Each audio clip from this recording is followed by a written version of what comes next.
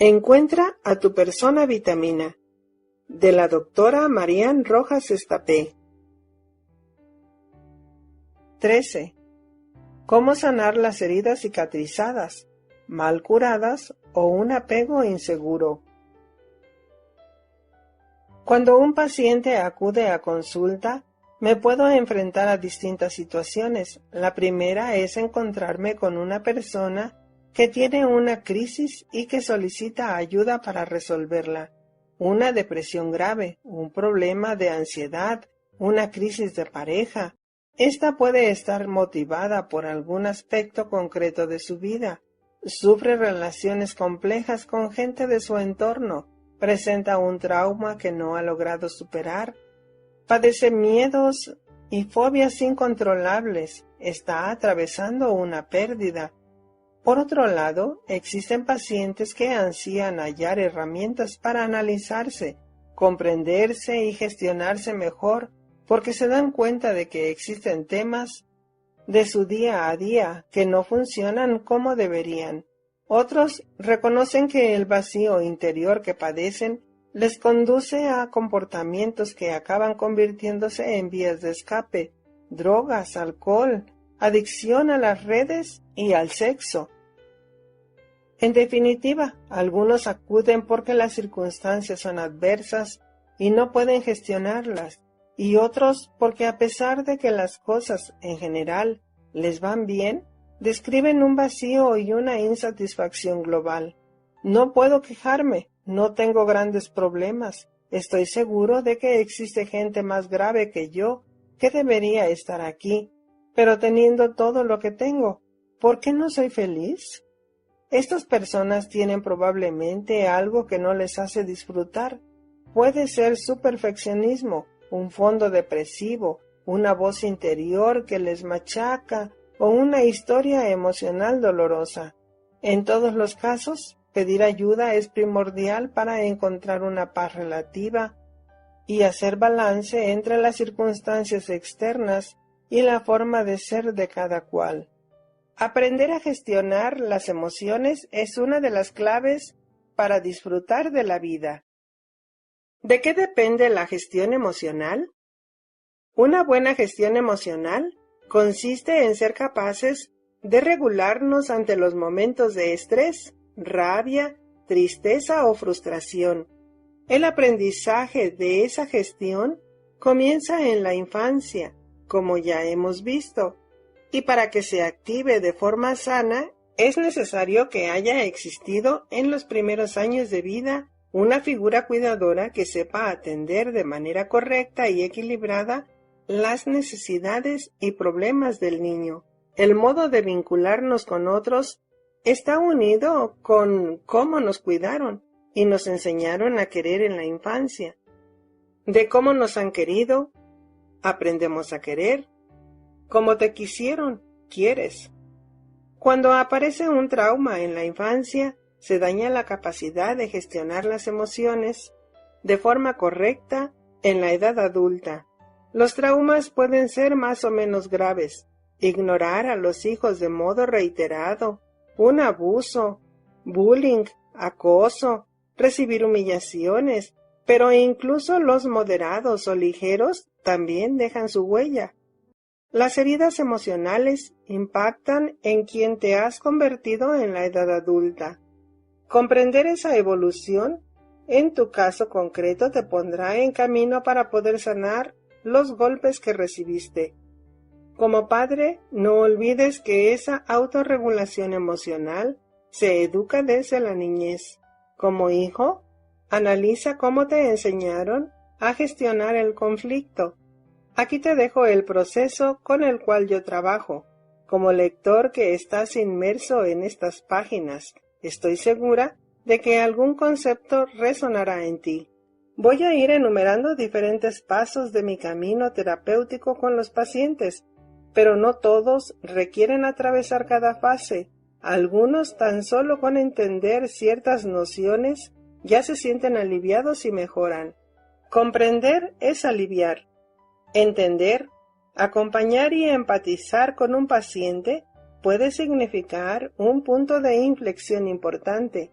emplear de guía el esquema de personalidad, las nociones de la percepción a la acción, el mundo apasionante del cortisol y los cimientos emocionales que te voy a explicar a continuación ayudan a entender la propia vida y por tanto mitigan el daño sufrido, ya que uno va sintiendo que su biografía tiene un contexto, un sentido, una dirección, una causa y una posible cura.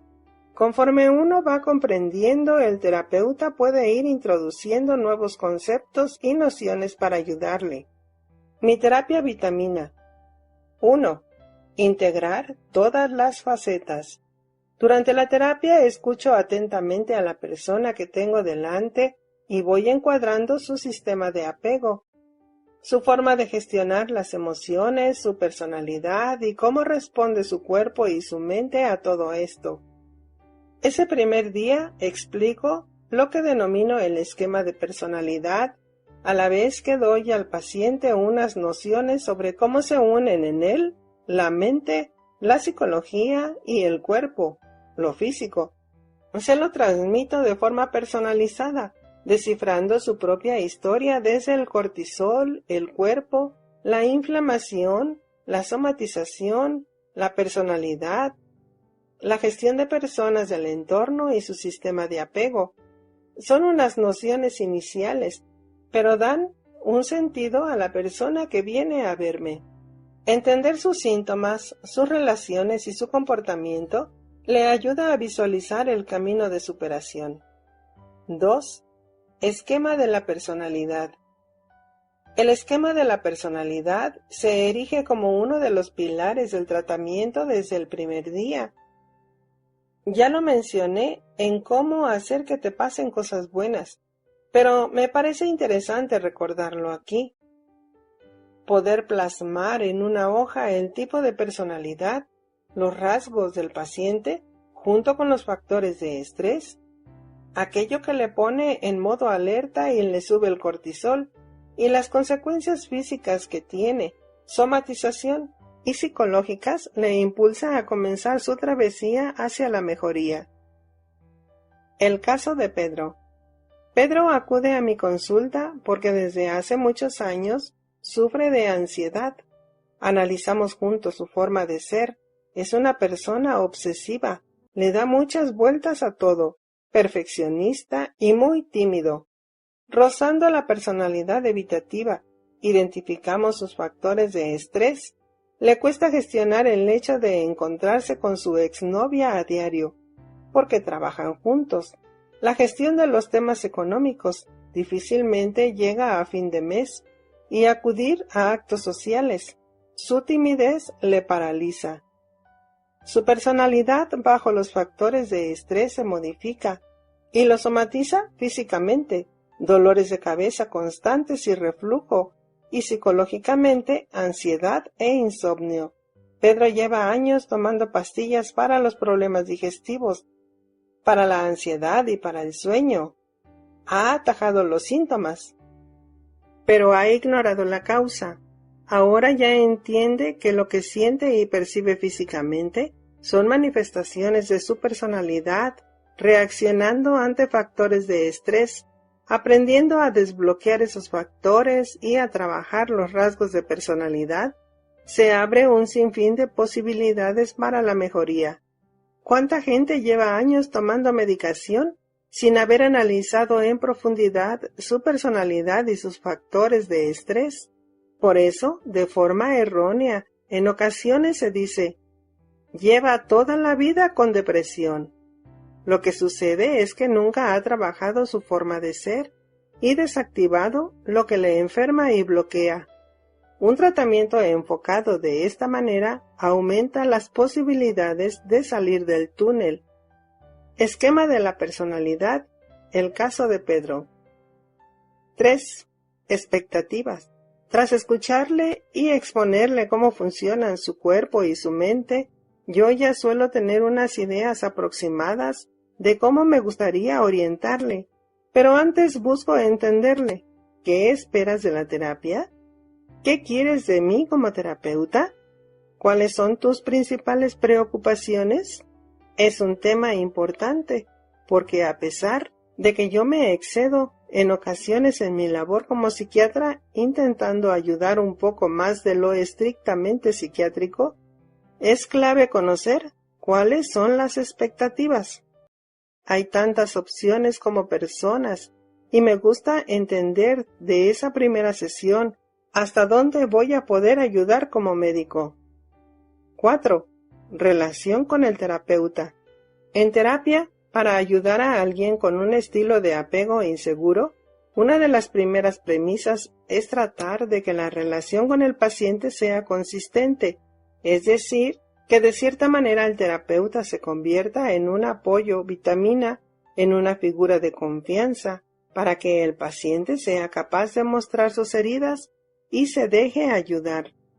El vínculo que se genera a médico-paciente puede llegar a ser muy difícil en las primeras sesiones. Yo voy con mucho cuidado, pues a veces se produce una conexión de dependencia, ya que el paciente busca un pilar esencial para su vida. En otras ocasiones, si las expectativas que éste tiene puestas en el tratamiento o en el psicólogo no llegan a la altura, aparece el menosprecio. También puede surgir la desconfianza cuando no logra derribar la barrera que se ha interpuesto con el terapeuta, y eso requiere tiempo, paciencia y mimo. En ciertas situaciones hay pacientes que no consiguen transmitir lo que les pasa. Les supone un triunfo comunicarse. Nunca han sabido expresar sus emociones y tienen grandes dificultades para compartir su malestar. Cuentan de forma casi descriptiva hechos, pero no saben expresar emocionalmente cómo esos acontecimientos les influyen. En otras, acuden personas solicitando ayuda para algún familiar, advirtiendo que no aceptará con facilidad terapia y le costará reconocer que algo va mal. Para un paciente, sentirse comprendido por alguien que no le juzga y le permite expresarse significa un punto de inflexión desde donde puede trabajar sus miedos, sus problemas y preocupaciones. Desde esa confianza comienza una andadura terapéutica que puede ser muy fructífera. Ahí nace la terapia vitamina.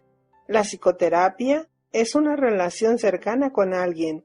Se abre en el corazón, en la alma y la historia de cada uno. A veces la denomino mimoterapia porque requiere, en primer lugar, encontrar ese sitio seguro y esa persona que le aporta confianza y seguridad, donde el paciente se siente tranquilo y en paz, aceptado y no juzgado. En algunos momentos, cuando termino una sesión importante, donde observo un estilo de apego muy inseguro, me emociono, respiro profundamente y canalizo todo lo que me ha sucedido. Me recupero para poder entrar en la vida de la siguiente persona que me está esperando. Las consultas pueden ser de una profundidad y emotividad inmensas. Te cuento una historia que me sucedió hace unos años. El caso de Rafa. Rafa tiene 22 años y es hijo único. Sufrió una depresión por bullying durante la adolescencia y realizó un intento de suicidio. Desde entonces se forjó en él una personalidad dura y poco empática. Sus padres son personas frías, cero emotivas y muy exigentes. Ha estado confinado en un pueblo de Andalucía desde que comenzó la pandemia y sus padres no le han dejado salir por miedo al contagio. Debido al empeoramiento de los síntomas, le pido que acuda presencialmente a consulta. Se han agudizado sus rasgos de personalidad rígida y obsesiva, y es incapaz de expresar emociones. Su apego es inseguro, de tipo evitativo severo. Ese día, cuando por fin consigo desmontar su coraza, se derrumba y se echa a llorar. La angustia, al haber roto su bloqueo, le tiene abatido y desolado. Me acerco a él, le tomo de las manos. Estamos en plena pandemia y soy consciente de que no se puede tocar a nadie, pero la situación lo requiere, y me dice: Desde que la pandemia comenzó, este es el mayor contacto físico que he tenido con alguien. Gracias por tocarme. Me había olvidado lo que se siente cuando alguien se acerca a ti para apoyarte.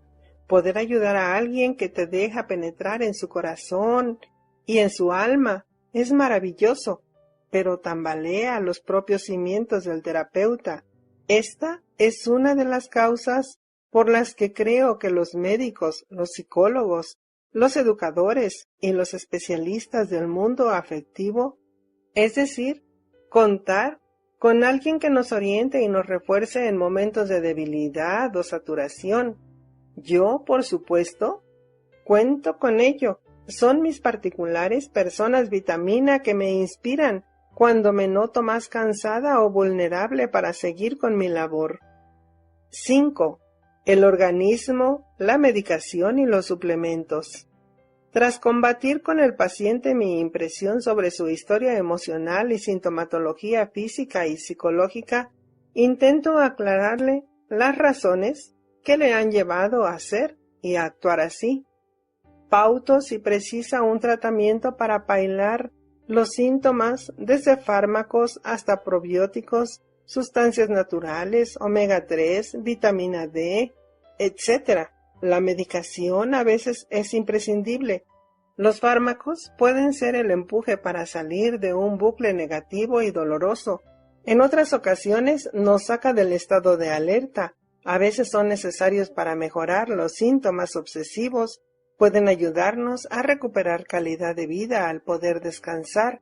En otras nos ayudan a superar una etapa de enorme sufrimiento y angustia. Las medicinas son un gran apoyo, pero no pueden ser el único tratamiento. No debemos depender del fármaco, sin emplear otras técnicas complementarias que potencien la salida. Lo importante es que cuando el tratamiento farmacológico empiece a hacer su efecto, se comience a trabajar la psique, las emociones, la conducta y los traumas si los tuviera. Tiendo a compararlo con una contractura fuerte de espalda o un lumbago. Si uno acude al médico dolorido e inmovilizado y le aconsejan ejercicios de estiramiento, lo primero y crucial va a ser poder moverse. Quizás para eso requiera una inyección o un fármaco que destense el músculo para luego empezar a trabajar. El mecanismo de la mente, salvando las distancias, es similar. Un cerebro bloqueado, inundado de cortisol, angustiado, triste o enrabietado, difícilmente podrá aprender técnicas y mecanismos para relajarse o mejorar en la gestión de sus emociones o de las personas de su entorno. 6. Pasado, presente y futuro en la terapia. Cuando el paciente va mejorando, voy ayudándole a gestionar sus factores de estrés del presente para que estos tengan la menor repercusión posible en su día a día. Estos factores son múltiples y diferentes para cada individuo. Pueden ser personas, recuerdos o incluso situaciones que solo con pensar o toparse con ellas activan de forma drástica su sistema de alerta y ponen al paciente en una espiral negativa. Desde encontrarse con la exnovia, el jefe o la suegra, a subir en ascensor o estar en lugares cerrados, hasta presenciar rabietas en los niños, a sentir síntomas físicos en los hipocondríacos o a percibir la suciedad y el desorden en las personas obsesivas. La lista de factores de estrés es infinita, porque no hay dos personas iguales. Desde el primer día identifico cuáles son en concreto para ir desarticulándolos y aprendiendo a manejarlos. Cuando el paciente se va estabilizando, atendiendo a su evolución, voy trabajando su pasado y su futuro. En el pasado están los traumas, las heridas y los bloqueos. En el futuro, los miedos y las limitaciones para enfrentarse a algunos retos. Hay que hacerlo con mucha delicadeza para ir cerrando las heridas del ayer. Existen traumas que deben ser sanados y el paciente tiene que poder narrar sin sufrimiento momentos difíciles de su pasado.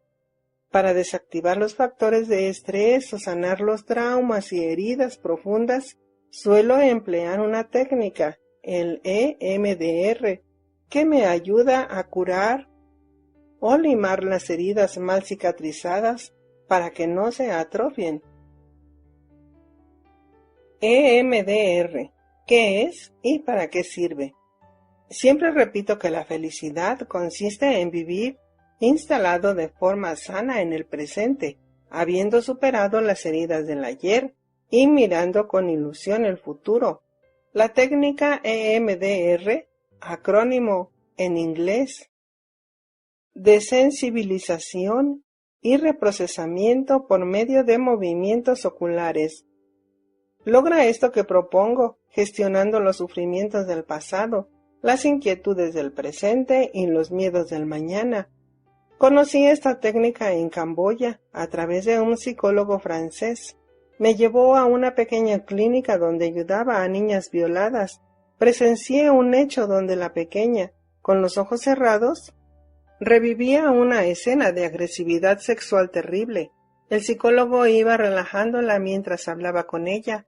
Me comentó que se trataba de una técnica creada hace décadas por la psicóloga estadounidense Francine Shapiro para desbloquear traumas.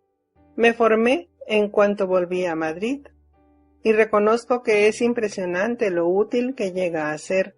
El EMDR es una técnica eficaz para el tratamiento del estrés postraumático, trastorno que experimentan algunas personas tras vivir una situación difícil en la que estuvo en riesgo su vida, la integridad propia y de otros, o donde no se tuvieron herramientas personales o emocionales para gestionarla y asimilarla debido a la edad o por la dureza de la situación. Cuenta además con diversos protocolos para ayudar a personas con ansiedad, depresión, problemas de autoestima, recuerdos traumáticos, duelos no resueltos, obsesiones, fobias, adicciones, ataques de pánico o dependencia emocional, entre otros. El EMDR suele durar varias sesiones y requiere de un ambiente y una compañía segura y tranquila, en el que se identifiquen los recuerdos, los sentimientos, las sensaciones negativas y todo aquello que se quiera resolver. Este proceso se realiza mediante la estimulación auditiva, ocular o táctil interhemisférica, aprovechando los recursos fisiológicos naturales del cerebro para sanar la mente, como ocurre en la fase de sueño REM. Por medio de los movimientos bilaterales, el EMDR busca eliminar o aliviar la obstrucción que tenemos en el sistema nervioso, haciendo que el cerebro procese de modo adecuado el recuerdo y lo envíe a la memoria a largo plazo. Así, la memoria de trabajo tendrá más espacio para hacer frente a los nuevos sucesos y estará más despejada para hacer buenos recuerdos. Esto permite que las experiencias no alimenten los recuerdos negativos, haciéndonos entrar en otro ciclo de estrés y ansiedad. Cuando se abren nuevas vías de aprendizaje para un recuerdo traumático o doloroso, la experiencia pasa a recordarse de manera adaptativa. El recuerdo se integra con los demás que hay en el cerebro con la emoción adecuada y con asociaciones y creencias positivas. Esto no significa que el hecho se borre de la memoria, sino que ahora pertenece al pasado y nos permite vivir mejor, instalados en el presente y a mirar, ahora sí, con ilusión, lo que viene. En resumidas cuentas, en una terapia con EMDR, lo que se logra es minimizar los detalles emocionales de un recuerdo traumático, los efectos físicos y psicológicos que se siguen percibiendo después de una experiencia traumática y la ansiedad por situaciones futuras similares.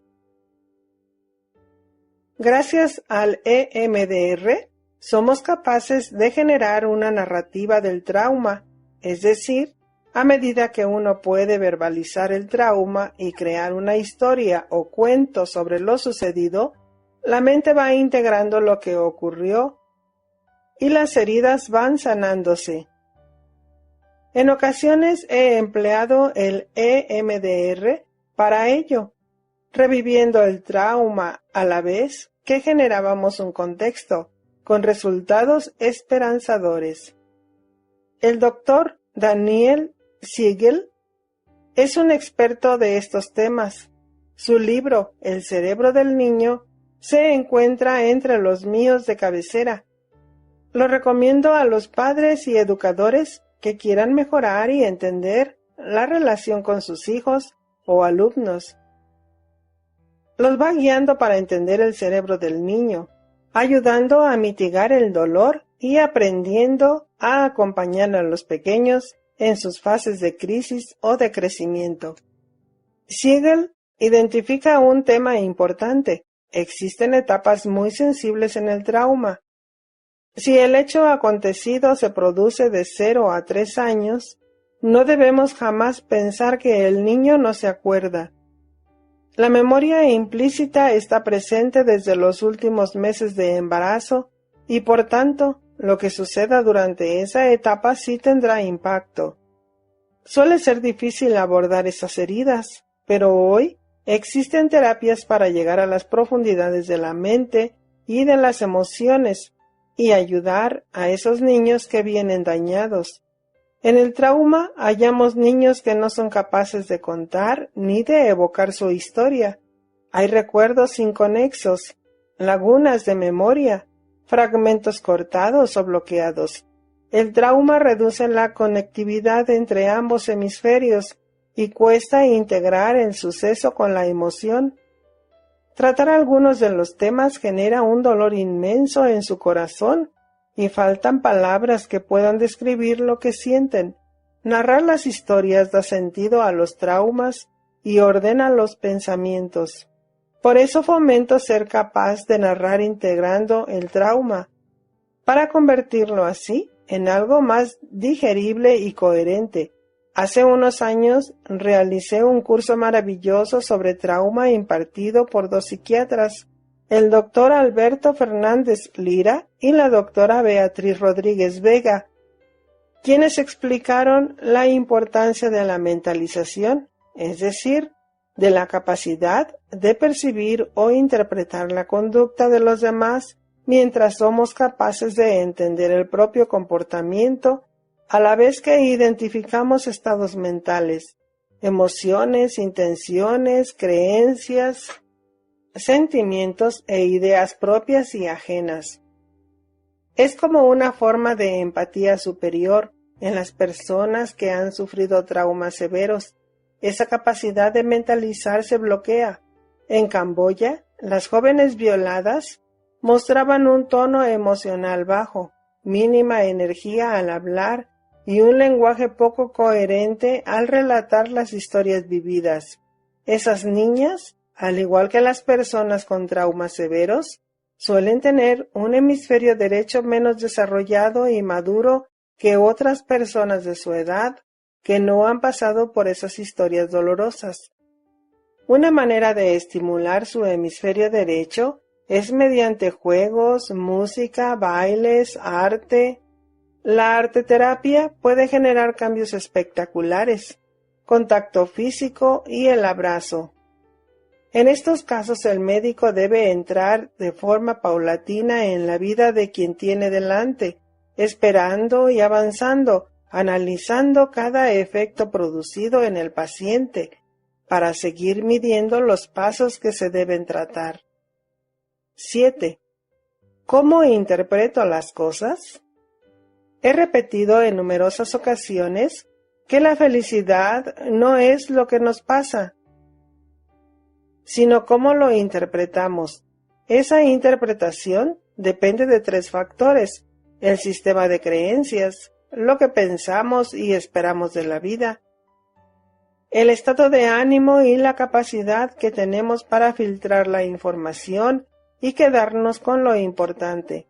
El sistema reticular activador ascendente. En los últimos tiempos he añadido un esquema que creo que puede ser muy útil para entender mejor la interpretación que cada uno realiza de lo que va sucediendo. Lo denomino esquema de la percepción a la acción.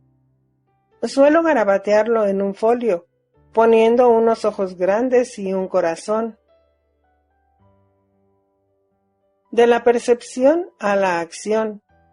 Todos percibimos cosas que van sucediendo en nuestro entorno, con los ojos, y eso genera un impacto en el ámbito emocional, el corazón. Tras esto pensamos, más o menos intensamente, y pasamos a la acción, o en su defecto, nos bloqueamos. El caso de Jesús. Jesús es distraído y le cuesta enfocarse en las cosas. Es muy emotivo y sensible. Suele quedarse enfrascado en sus pensamientos sin ser capaz de tomar decisiones. Crecer en el autoconocimiento ayuda a gestionarse y a poder focalizar los objetivos psicológicos. Con Jesús he trabajado su hipersensibilidad para actuar con cabeza y ayudarle a convertirse en alguien más decidido. 8. Reparar la comunicación. Uno de los problemas más frecuentes en el mundo emocional es aprender a expresar y comunicar de forma sana cómo uno se siente y entablar un intercambio fluido con las personas con las que uno se relaciona. Aprender a comunicarse y a expresar las emociones es una tarea importante para la superación de un apego inseguro. Gran parte de los traumas que originan este tipo de apego radica en un problema de comunicación entre padres e hijos en la infancia.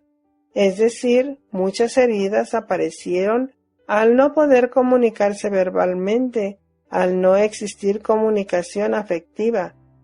Ante esa ausencia de comunicación, se gestionaron las emociones tan solo desde soluciones externas, como la agresividad, la indiferencia o el maltrato.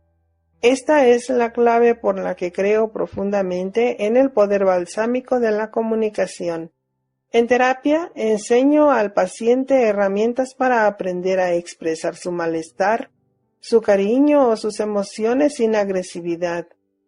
Enseñarle, a veces de forma básica, pautas para conseguir decir lo que siente sin herir, pedir ayuda sin ser vulnerable, hablar sin gritar, escuchar sin juzgar, compartir sin percibir amenaza. Son pasos lentos, pero de gran utilidad a la hora de sanar un apego inseguro. 9. Guiar y educar la voz interior. Esta es una idea muy importante que quiero transmitirte. La voz interior, todos tenemos una que va comentando lo que nos sucede, nuestros miedos, nuestros retos y nuestros pensamientos. Hay personas que la oyen constantemente y que les culpa, les atosiga, y esto les llega a agotar física y mentalmente. En unas épocas es intensa y en otras no hace sufrir tanto. A veces somos más conscientes y otras mucho menos. Pero el secreto es entender el impacto que tiene en nosotros. La voz interior refleja la actitud que tenemos ante los diferentes desafíos, proyectos o retos de la vida, y debe servir para apoyarnos y no para hundirnos. Debemos tener cuidado con el autoboicot que nos lleva a fracasar antes de haber comenzado un proyecto. La actitud previa a una cita romántica, a una prueba médica, a un examen, influye significativamente en el resultado final. En los últimos tiempos me ha sorprendido la cantidad de gente que me ha consultado al respecto. ¿Cómo hago cuando mi voz interior me culpabiliza? ¿Qué hago para gestionar una voz que me juzga? ¿Por qué me trato tan mal? ¿Por qué le doy vueltas a todo? Otras veces surgen frases como «he engordado», «mi jefe no me hace caso», «mi marido está distante», «nadie se fija en mí», «nadie me valora», «seguro que me sale mal», «no tendré hijos nunca». Es verdad, que en cómo hacer que te pasen cosas buenas lo traté en profundidad, sobre todo por el impacto que tiene en nuestra salud y en lo que nos proponemos en la vida. Ahora quiero transmitirte otra faceta de esta voz. ¿Cuál es su origen? Ser capaz de educar esa voz interior es complejo, pero lograrlo nos acerca a sentirnos en paz con nosotros mismos y a sacar nuestra mejor versión en el plano personal y profesional. ¿Cuánto influye esa voz en el trabajo? Conozco pocas personas que hayan triunfado en el ámbito laboral con una voz interior que machaque todo el tiempo. Por supuesto, no me estoy refiriendo a los narcisistas. Ellos están rodeados de una voz que elogia y halaga todo lo que hacen, sino a aquellos que se tratan bien interiormente, no se machacan y viven con los pies pegados en la tierra. ¿De dónde proviene? Durante estos años he buscado un símil que pudiera explicar este concepto de la mejor manera posible.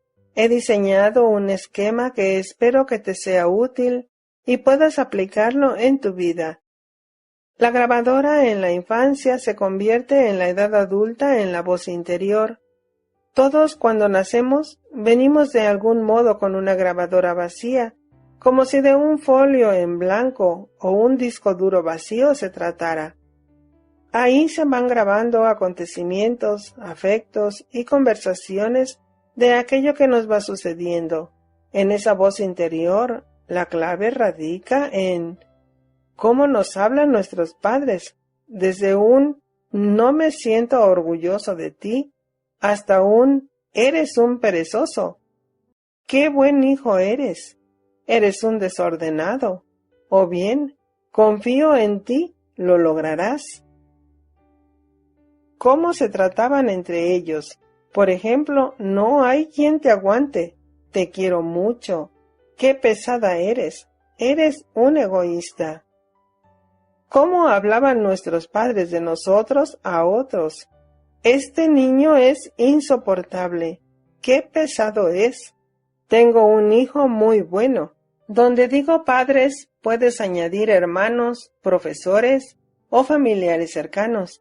Los padres son los más influyentes, pero se puede llegar a desarticular esa voz interior partiendo de otras relaciones en el colegio, con los abuelos o algún hermano o amigo. El caso de Luis. Luis era el menor de 3 hermanos, todos ellos chicos. Su padre era una persona extremadamente exigente y duro con él.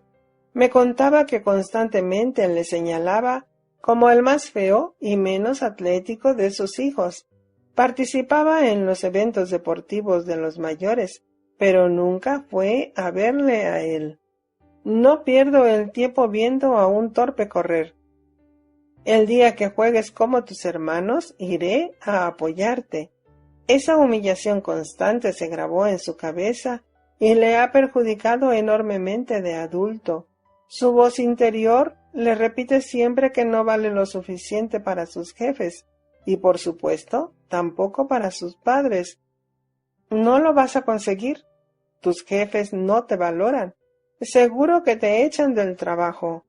Luis tiene la autoestima muy baja, es muy inseguro y busca la aprobación de los demás en todo momento, ya que nunca la recibió en casa de pequeño.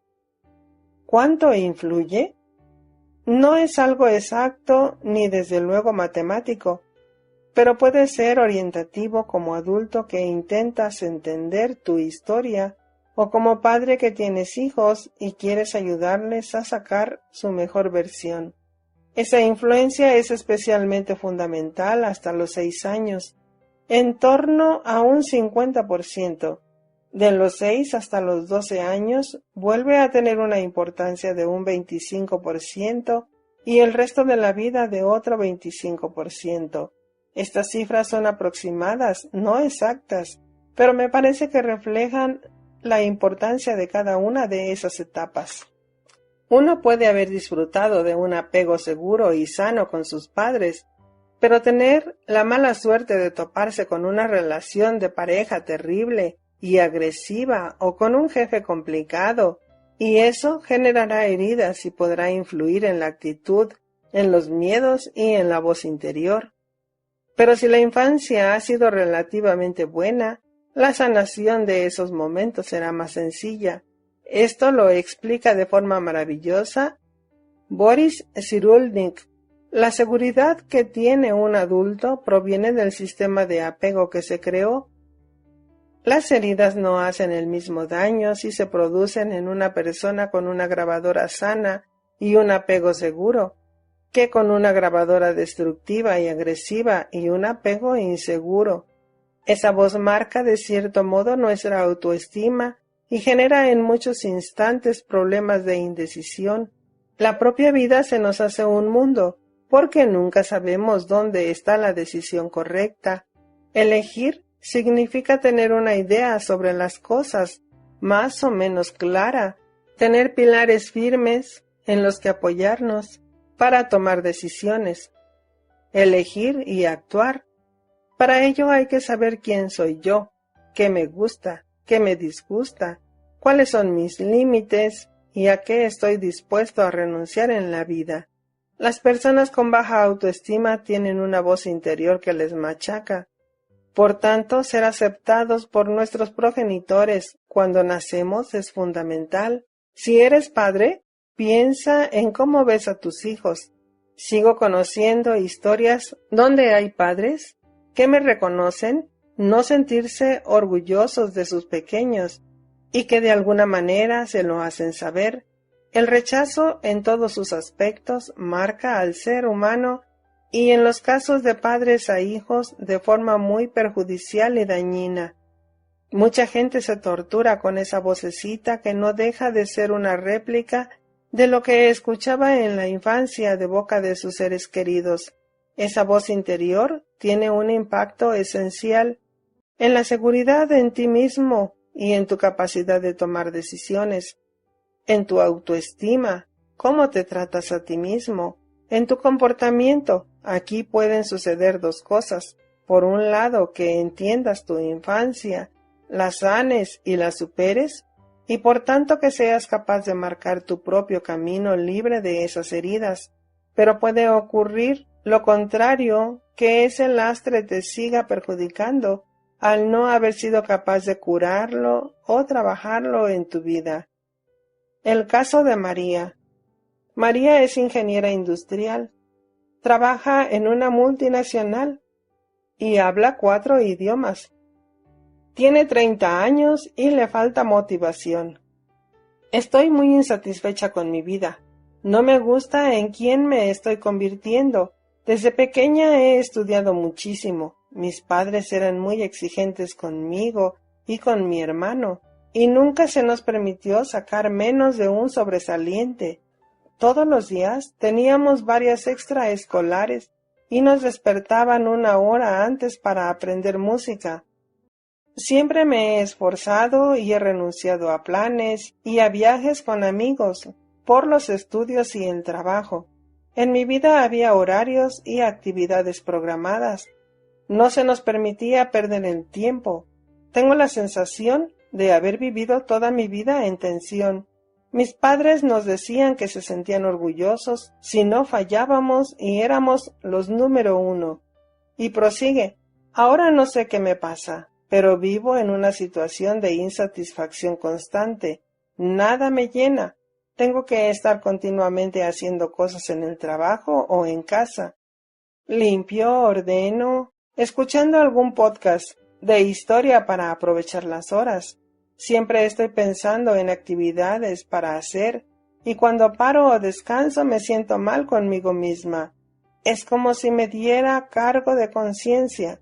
Como es lógico, hay muchas causas que pueden subyacer tras el malestar de María, pero tengo claro que su actual voz interior no le permite descansar y parar sin sentirse culpable. Está más acostumbrada al activismo y la hiperexigencia que al disfrute y la calma.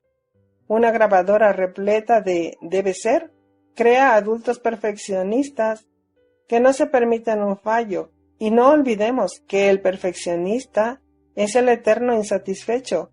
Tomar conciencia de ello e ir desarticulando escenas de la infancia, frases de la grabadora y aprendiendo poco a poco a desconectar, ha ayudado a María a encontrar lugares de paz en su día a día. En el siglo XXI existe en ocasiones una obsesión de los padres por entrar en una competición de resultados, ansiando tener el niño perfecto y ejemplar. Estos pequeños viven repletos de clases extraescolares y exigencias que muchas veces no son capaces de cumplir. Todo eso, a la larga, mal gestionado, genera cuadros de apatía, insatisfacción y frustración por no estar a la altura. Su voz interior les recuerda constantemente que podrían estar haciendo más y más, incluso puede afectarles a la hora de buscar pareja, ya que se fijan más en la capacidad de esfuerzo que tiene la otra persona que en sus virtudes afectivas, lo que impedirá normalmente que la relación fluya como debiera. La grabadora de la infancia, tu voz interior en la edad adulta. En consulta, educar, desbloquear y guiar la voz interior es un paso esencial para estar en paz con uno mismo. Para trabajarla hay que identificar cuál es el contenido de mis afirmaciones y cuánta influencia tienen en el día a día. Aquí te dejo algunos ejemplos que pueden orientarte para hacer tu propio diagnóstico y enfrentarte a ello. Soy una mala persona. No valgo nada. Nadie me quiere.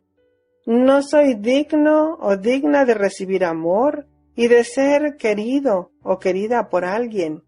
No soy suficientemente bueno o buena en esto que hago, o no estoy suficientemente preparada para esta labor que realizo. Soy feo o fea, no me gusto, no me merezco esto tan bueno que me está sucediendo. Soy tonto o soy menos inteligente que los demás.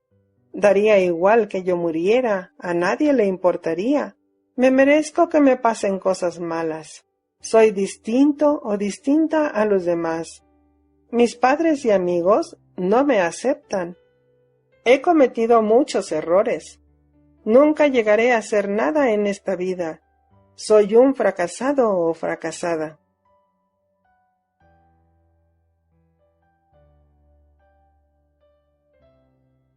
Enfrentarse a historias complicadas. Te dejo un caso donde ejemplifico el esquema de personalidad, el EMDR y la grabadora. El caso de Anabel.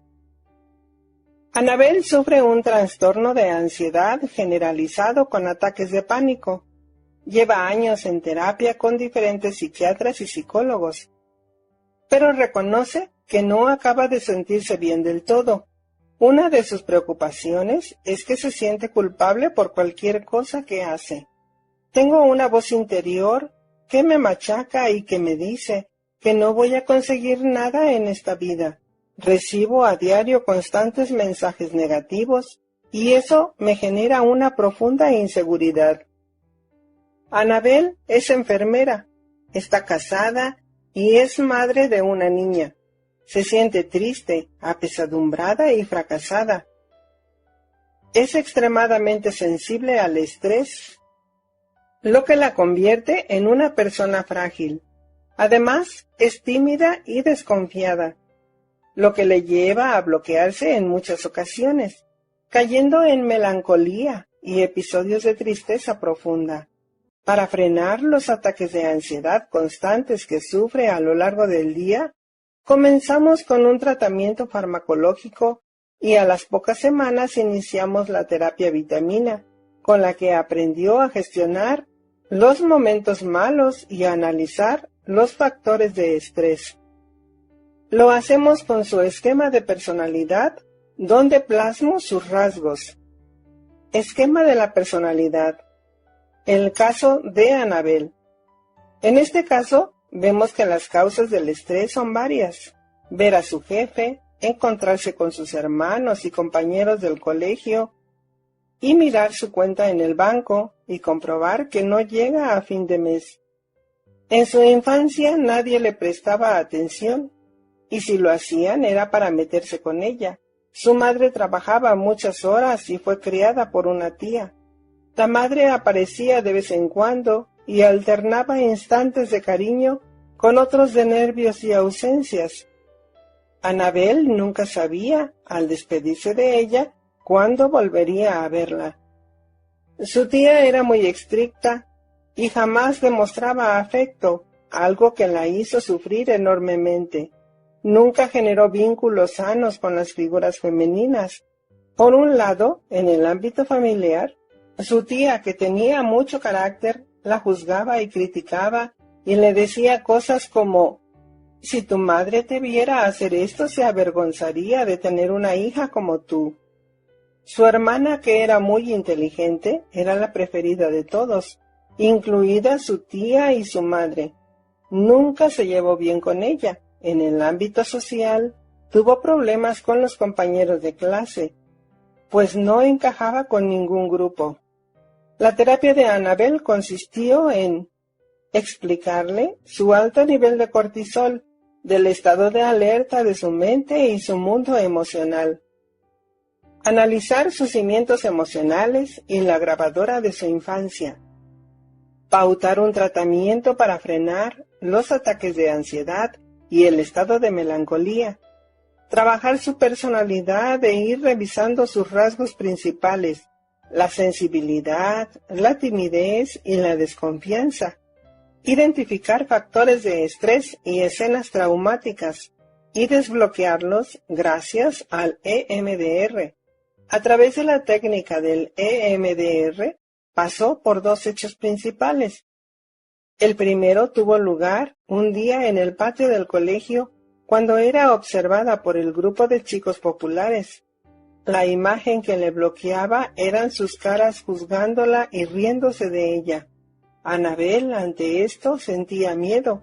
Durante la sesión, sufrió una crisis de ansiedad y lloró amargamente. En el otro aparecía su tía diciéndole que no valía nada, que su madre no se sentía orgullosa de ella, que nunca tendría amigas, con lo complicada e insoportable que era. Recordar esto le generó automáticamente un malestar en el estómago y taquicardias. En ambos casos me lo contó llorando con mucha angustia. Cuando terminó la parte más dolorosa, dirigí su mente a un lugar seguro, imaginándose a sí misma esquiando y mirando la nieve con sensación de paz. De vuelta a casa se encontraba exhausta, algo muy típico, y se durmió.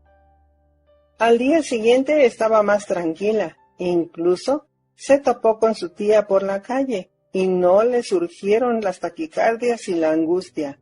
Una de las claves fue hacerle descubrir el apego tan tóxico que generaba con las mujeres de su vida. Jamás se había sentido querida y comprendida por ellas. Y encontrarse con algunas de estas figuras reactivaba sus miedos e inseguridades más profundas. A medida que fuimos desbloqueando sus traumas, la voz interior comenzó a mitigar su impacto. Ahora lo sabe gestionar mejor y, sobre todo, está aprendiendo a hablarse bien a sí misma. La terapia es lenta. Por un lado, hay que seguir trabajando las emociones para evitar los ataques de pánico. Y por otro, vamos pautando algunas ideas que le ayudan a ir superando las piedras en el camino, a la vez que va reconciliándose con su pasado. Hoy, uno de los retos es trabajar la relación con su hija para que Anabel sea capaz de revelarse como una persona vitamina para ella. Pacientes vitamina. Me considero una luchadora. En las terapias intento ayudar a mis pacientes sin rendirme. Y por eso continúo aprendiendo y formándome para acompañar a las personas en sus heridas y dificultades. Tengo gran esperanza en la capacidad de resiliencia y curación del ser humano. Muchas veces hablo de pacientes vitamina, aquellos que tras el trauma y el dolor han superado heridas y me insuflan motivación e ilusión para seguir. Mi profesión tiene un componente de dureza y tristeza que a veces me remueve y me afecta personalmente. El dolor del alma puede llegar a ser insoportable y escuchar tantas historias desgarradoras me influye en algunas ocasiones, pero sigo adelante, busco soluciones siempre que puedo y sobre todo intento demostrar al paciente que no está solo. La psicología, la farmacología y las diferentes técnicas han demostrado ser útiles para curar y aliviar a muchos. Aunque mi tiempo es limitado, no puedo atender a todas las personas que querría. Cada paciente activa mi ilusión para sacar de él su mejor versión. Agradezco en estas páginas de forma especial su esfuerzo y compromiso a aquellos pacientes que confían en mí para superar sus miedos y problemas. La capacidad de superación de Gerardo, la risa contagiosa de Yolanda, la resiliencia de Lorena, la ternura de Elena, la alegría de Gonzalo, la genialidad de Albert, la simpatía de Merche, la empatía de Jaime o la capacidad de sobreponerse de Manolo representan mi inspiración para seguir ayudando. Herramientas vitamina. La infancia y adolescencia suponen un reto para algunos padres. Hay que perder el miedo a enfrentarnos a la educación de los hijos como si de algo peligroso se tratara. Muchos momentos de crecimiento se viven como si de una crisis se tratara y existe la preocupación constante de curar o eliminar patrones que resultan raros o molestos. Niños inseguros, problemas de atención, trastornos de impulsividad. No se trata solo de que aparezcan los síntomas o los problemas que preocupan tanto a los padres. Se trata de trabajar y mejorar al máximo la relación padre e hijo. Es decir, que los padres sean conscientes de su labor como tal, que sean conscientes de su propia historia y de su forma de gestionar emociones. Cuando tú como adulto conectas con tu interior, gestionas tus emociones de manera sana, automáticamente. Nada es automático, pero sí se transforma en un proceso más sencillo. Surgen puentes hacia el mundo emocional de tu hijo. Si te cuesta aceptar un no por respuesta y reaccionas mal a la desobediencia, proceso por otro lado natural de la mente humana, quizá respondas de modo desproporcionado ante una falta de respeto. La educación que hayas recibido influirá significativamente en la forma en la que tratas a tu descendencia. Ya lo sabemos, los niños que se sienten queridos se convertirán en adultos que sabrán amar. Durante la infancia se irán formando los cimientos que les ayudarán a sentir y querer de forma sana, y ese desarrollo emocional estará íntimamente relacionado con las primeras interacciones familiares y sociales. He escuchado y leído en varias ocasiones una frase que me parece muy acertada. Si alimentas a tu hijo con grandes dosis de amor, sus miedos morirán de hambre. Alimentarlos con amor es comunicarles y expresarles cariño, ya que esto mejora la seguridad que tendrán en ellos mismos a la hora de enfrentarse a los retos de la vida. Cuanto más queridos se sienten, mayor facilidad tendrán para superar sus miedos. Y si un padre o una madre vitamina son los que no tienen miedo a demostrar afecto, físico o verbal, no se avergüenzan de compartir cariño. Te dejo unas ideas para ser padre o madre vitamina. Enséñales a hablar de sus emociones y a expresarlas. No niegues su vulnerabilidad o sus defectos. Háblales y ayúdales a reconducirlos. Tócales, no temas expresar afecto a través del contacto físico. Aprende a elogiarlos sin atontarles. Evita la sobreestimulación. Que hagan mucho y que no conecten con su familia o emociones. Cuidado con los hijos que tienen una agenda de ministros, repletos de extraescolares y gran exigencia, sin ser capaces de dar importancia al mundo emocional. Ralentiza. Practica el slow mode con ellos. No quemes etapas. Cada edad tiene sus instantes de crecimiento y de disfrute. Sal de la cultura de la prisa y del hiperactivismo para poder disfrutar de lo bueno. Ordena su día a día. Los niños se sienten seguros cuando en sus horarios existen patrones que se repiten. A diferencia de lo que se pueda pensar, nuestros hijos disfrutan y se comportan mejor cuando las actividades son previsibles y existe cierto orden en sus jornadas. Ante el trauma, no abandones nunca al niño, y ante una desgracia nunca te aísles. El dolor sufrido de forma solitaria es mucho más difícil de sobrellevar. Enséñales a pedir ayuda cuando alguien les hiera. Placer y amor. Si no recuerdas la más ligera locura en que el amor te hizo caer, es que no has amado. William Shakespeare. El amor se compone de una sola alma que habita en dos cuerpos. Aristóteles.